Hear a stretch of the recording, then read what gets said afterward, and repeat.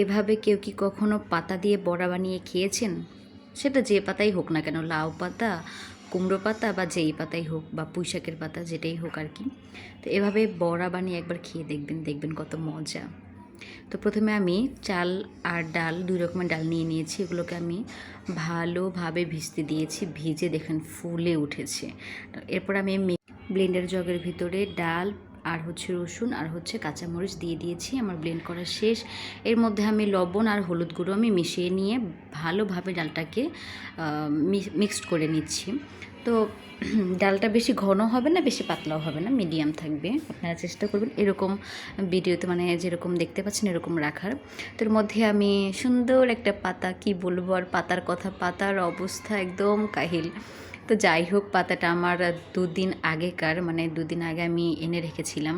আমার কাছে ছিল না, টাটকা পাতা ছিল না। তো যাই হোক, আমার কাছে যেটা আছে আমি সেটা দিয়ে বানিয়েছি। তো আপনাদের কাছে টাটকা পাতা থাকলে অবশ্যই ট্রাই করবেন টাটকা পাতা দিয়ে, ওটা খেতে আরও বেশি মজা।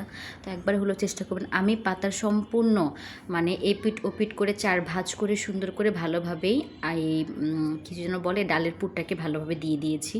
তো আপনারা ভালোভাবে সম্পূর্ণটাকে দিয়ে দিবেন, সম্পূর্ণভাবে মিশিয়ে নেবেন।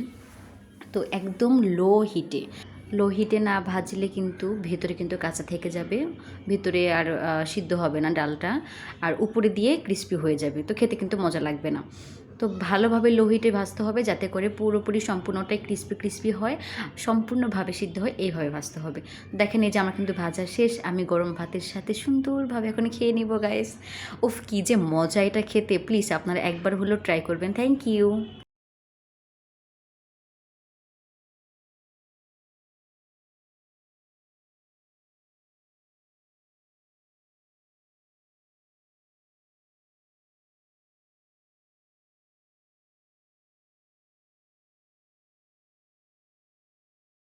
বাড়িতে বানিয়ে খাবেন। Thank you.